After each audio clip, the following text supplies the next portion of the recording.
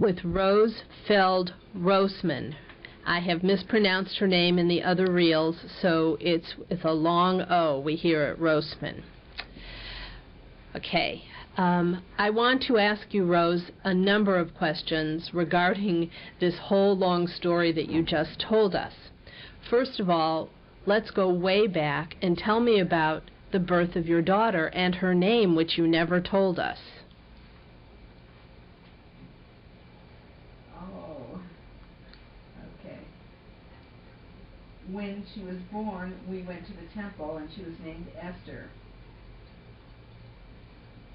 Her father was alive when she was born. Esther fell. And we didn't give her a middle name. Did you name her for anyone? Yes. She's named Esther because of my mother's grandmother.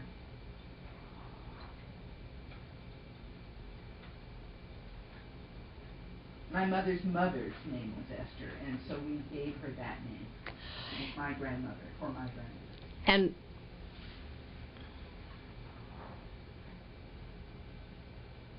my father's mother I'm named Rose, or Risa, for my father's mother. But I never knew her. And when was Esther born?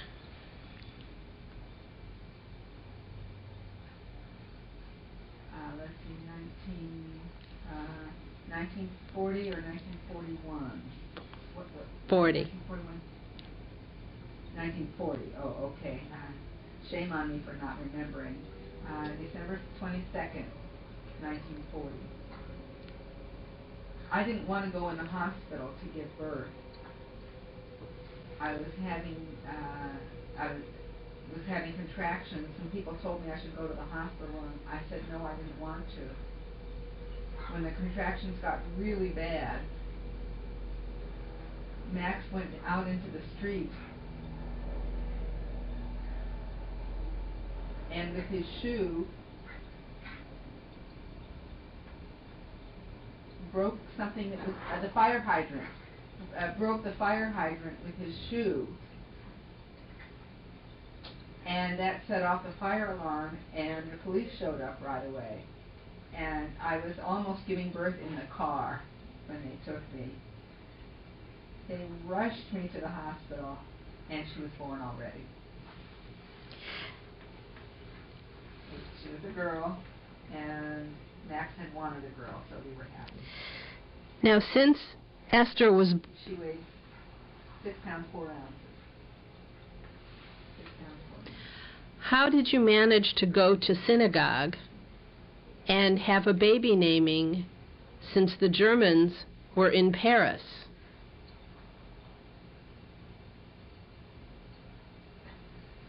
We were allowed to go to temple. We were allowed to do that. When things got worse later on, we couldn't do it, but at that time we could. In 1940, it was okay to go to temple. Also, we had to stop praying later. How did you... Because of at the time that we wore the Star of David, that was when we had to stop. When did you start wearing the Star of David? Do you remember? Yes. All Jewish people had to go and register at the police station and live in Zone 2.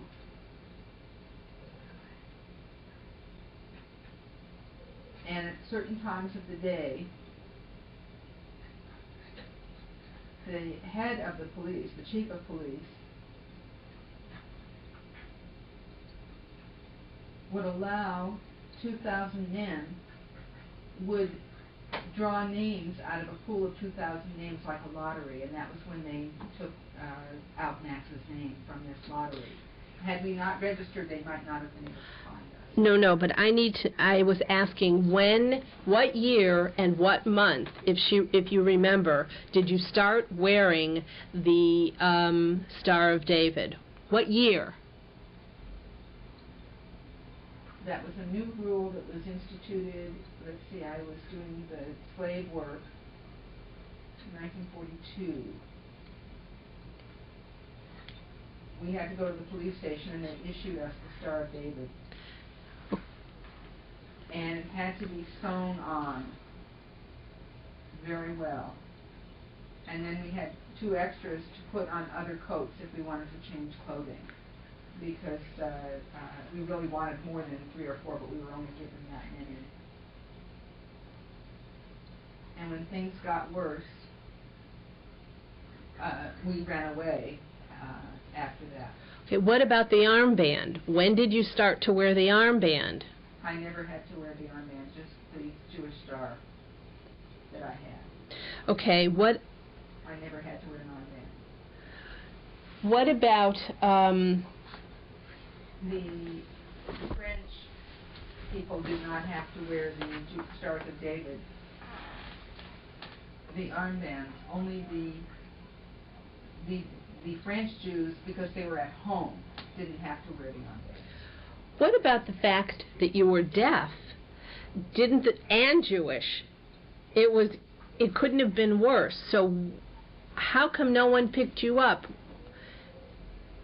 You were, in the eyes of the Germans, you were disabled, so you weren't a perfect person. Because I was doing slave labor and was also getting a passport from immigration, and that is when they finally arrested me, when I was wearing the Star of David at that time. And that's when they took me to the police station, and I cried, and when all of that happened. Okay. But I was safe. What about... It was a big struggle. I screamed and talked as loudly as I could in German. Did it frighten you at all, the fact that you were deaf, and if someone found out? Were you more frightened to be Jewish or to be deaf? I was more afraid to be Jewish. I wasn't too concerned about being deaf. My mother and my sister, we were all afraid. Every day we were afraid. We lived in fear all the time. And it was a struggle with me and my mother, too. Why?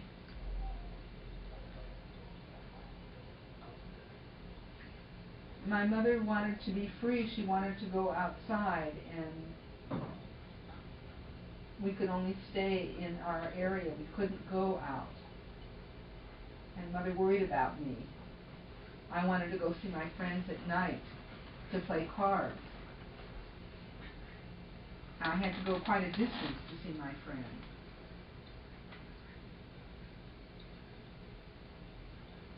And I was supposed to be home at 8 o'clock because of curfew, and my mother was worried because sometimes I didn't get home till 9 o'clock. And Mother was really angry with me. She would sometimes hit me because I got home so late. She reminded me of the curfew. When Max was taken away the first time, what happened with him? Did you ever see him again?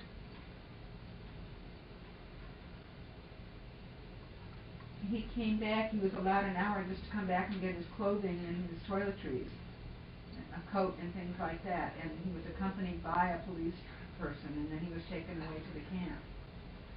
I received a letter from him from the camp, and it gave me permission to visit him in the south of France.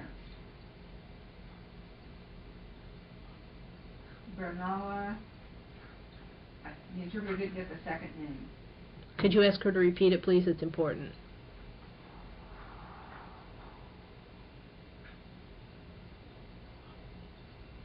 La Roland? Can you spell it? Maybe if you spell it while she signs it. Roland or something like that? Voice the spelling, yeah. No, you voice the spelling. You voice the spelling. B-A-U-N-E, La, L-A-R-O-L-T-E, Rold. Okay. Bolarolap. It's a French name, but it was not a regular camp. It was like a holding camp, and he stayed there for a year. He had good food, and we exchanged letters during the time he was there. He was not tortured. He was just watched by the Gestapo. that the friends could socialize with each other. When I visited him, he looked strong and healthy. He looked good. Later on, I don't really know what happened. At our 1-year anniversary, he wrote me that he was going to be sent to another camp. He was being deported, but he didn't know where. And he sent me his watch and his old clothes, which I threw away. But that was the last I heard from him, and I never saw him again. Okay. And I didn't know where he was. Let us back up a little bit here. I want to know about the trip to see him. How did you get there? I used the train, and I went with my mother and my sisters, and I took the baby with me. And that farm woman, we would stay and with her and pay her for it, and she would direct us to where the camp was. We paid the farm woman for the food and everything and stayed there 2 days. Max had a break, and he came and we talked, and we wanted him to come home with us. He wanted to run away with us, but my mother was really worried about that, so she didn't encourage him to do that. We didn't know how long he would stay. We had no idea that he was going to be deported, so we hugged and told him how much we loved him and got to see the baby, and then we would go back home. We visited him twice, and it was the same time, and the third time we didn't get any more letters because he said he was being deported. That was in 1942. When you were there visiting him, how were the visits? Were you allowed to spend the night together, or through barbed wire? No, we couldn't sleep together. We had to sleep. I stayed at the farmhouse with the family, with the baby. We couldn't be together. Where did you talk to each other then? We would talk outside on the grass, but through the fence. We would just sit around and talk there. Were other people visiting? He was watched. The Gestapo was watching us the whole time. Were other people visiting as well? Yes. Were there other deaf people there, or? No. There were some. Max had been arrested with 2 other deaf people that I knew, but the other 2 were killed. There at the camp, or?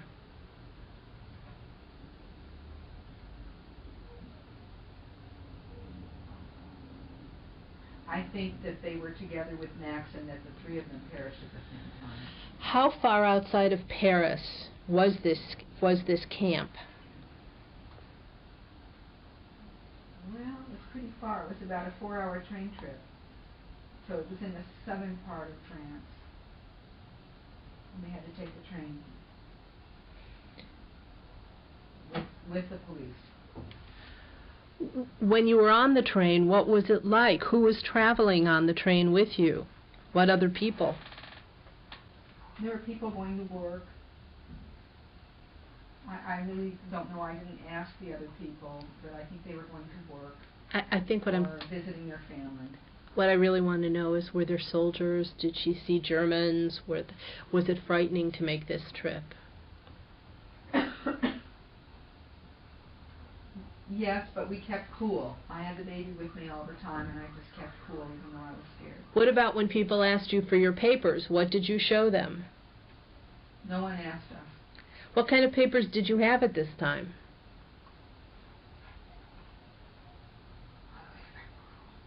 The Ausweis card that showed that we were slave workers.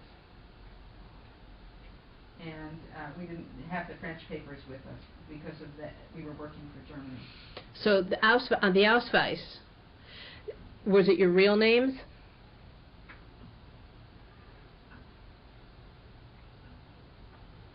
Yes. Yes, Roosevelt was on it.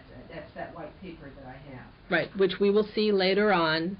For Rose's papers will be filmed later. Just before that,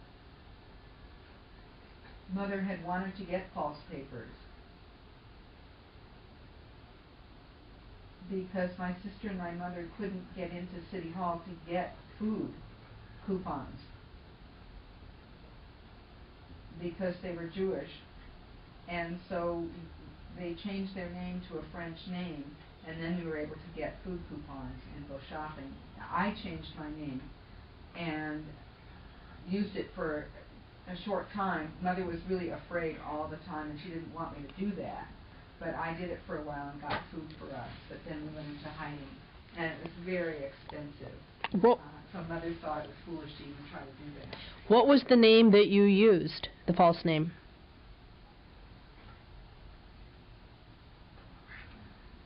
Gilbert. Gilbert.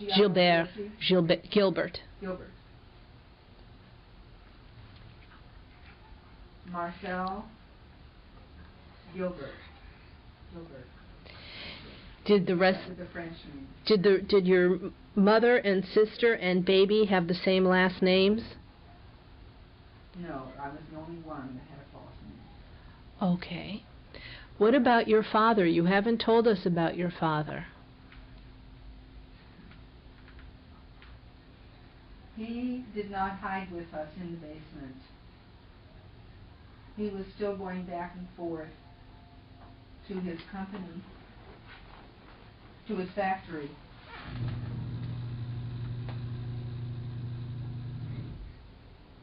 And he went out to buy milk and forgot to wear his Jewish star one day, and 2 police came by.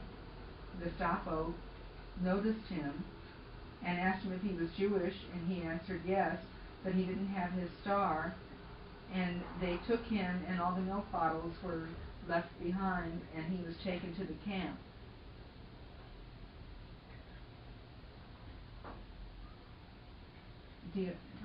Drancy. Drancy. He was taken to that camp. How did they find out he was taken to this camp?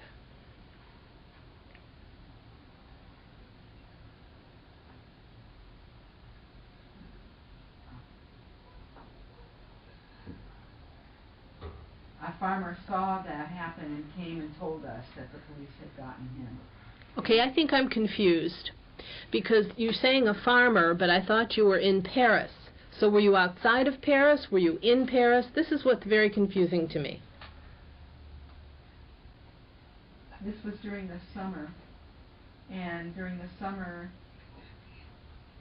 we had this other place, the villa. We were outside, and Father went out to buy milk, and that's where he was caught. How did you? And the farmer told us that they saw Father being caught. How far outside of Paris was this? Yes, outside. 30 miles outside of Paris.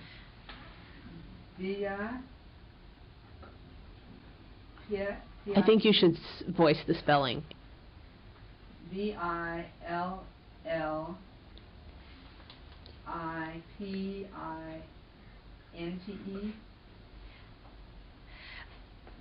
How did they have this villa? It was a summer home that we would go to every year. It's Villepine. It was a location that I think that it was the town. It's a country town. And we would go there on weekends also. How did her father have the money to do this? Yes, he had a lot of money at that time. Even during the war? Well, just before the war, the fur business was doing very well, and that's when he bought it. And the Germans let you travel back and forth? We hadn't yet at that time been forced to wear the Star of David. That was started in 1942. I'm speaking about just before that, when we were allowed to travel. And then in 1942 we tried to cover up the Star of David, and we'd go there on weekends. Maybe not every weekend, but some weekends. Once your father was taken to Drancy, which is D-R-A-N-C-Y, How did you find out what happened to him there? My mother said,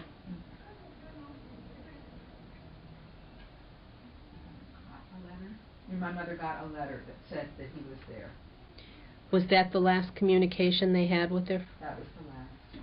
Your father was dead, what the letter said.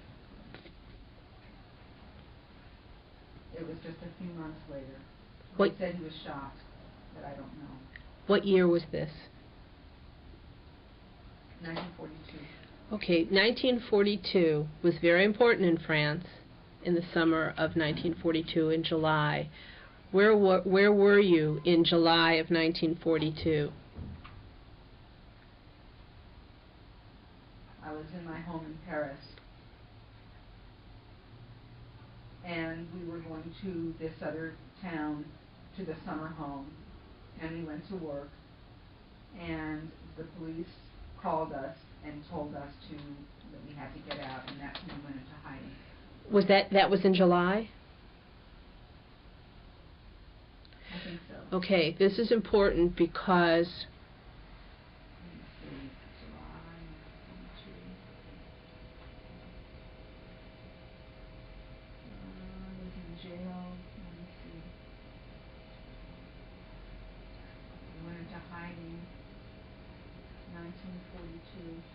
when we were free, I was freed from jail and went to that summer house again.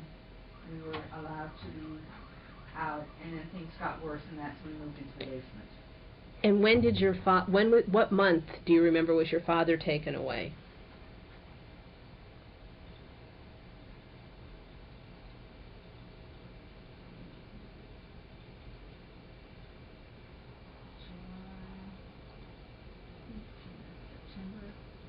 July or maybe September. I don't remember. Ask her. I'm sorry. When we weren't getting along, we were really fighting a lot. But I needed to stay with my parents because they were helping us out. My mother was paying the woman to babysit for me. So I kind of had to keep quiet and keep my emotions in check. In July, when the big roundup of Jews, July 1942, occurred, where were you?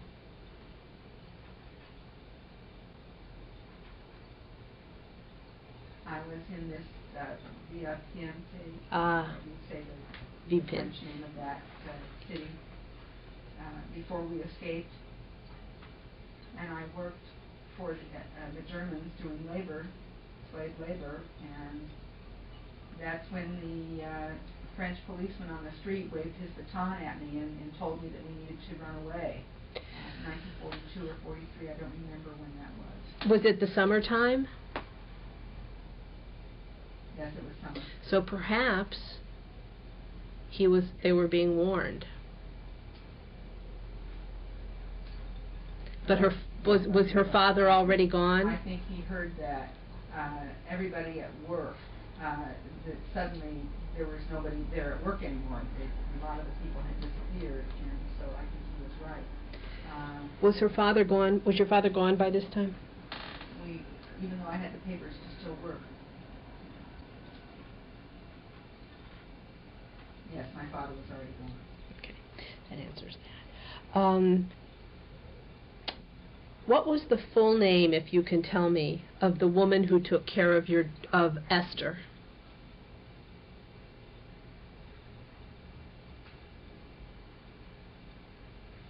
The first name was Trene, T-R-E-N-E. Or Trent, T-R-E-N-T. I don't remember the last name. What about Irene? No. It was T-R-E-N-E. Irene was an interpreter error. Oh, so Irene was never the name of the person who took care of Esther? No, it was T-R-E-N-E. And was she... Madame Trene. Was she an older woman, a younger woman?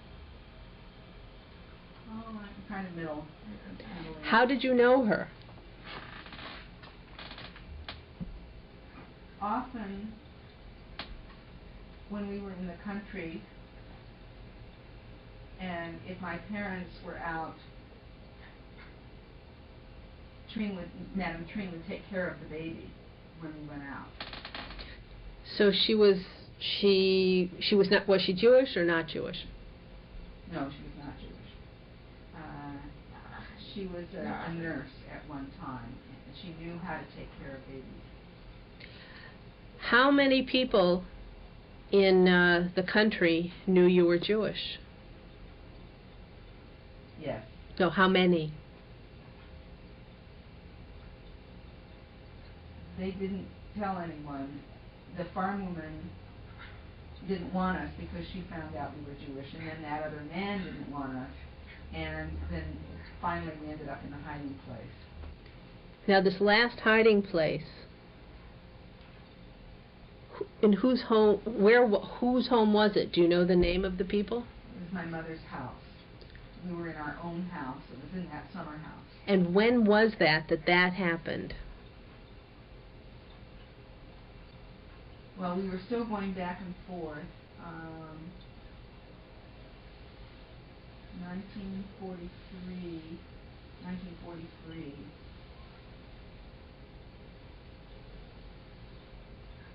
Maybe September.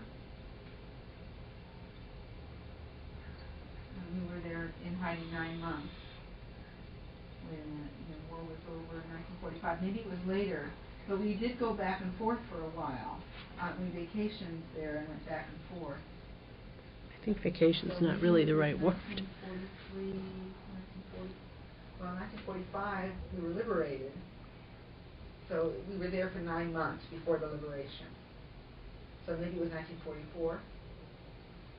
Maybe it was 1944. And where were the Germans during all of this? And it got much worse then.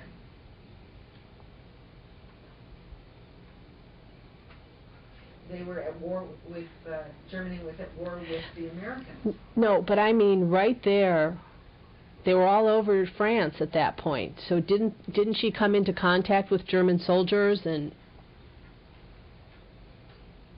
No, we were hiding for 9 months. We didn't go out of the house for 9 months. And in those, my mother heard that Madame Trine was telling us how awful things were, and we heard that things were getting worse. And then we heard that the Americans were coming and capturing Germany, and they had not arrived at my house yet, at where we were in that town. First they got to Paris, and they hadn't reached where we were. Were they? The Americans took over. This town, was it? Later they got to our house. Was it south or north or east or west of Paris or? It was near Paris, 30 miles away from Paris. Yeah, about 30 miles away. But which way? I don't know. Okay. I'm sorry. In the 9 months that you were underground, did you ever see Esther? Yes. If she was asleep,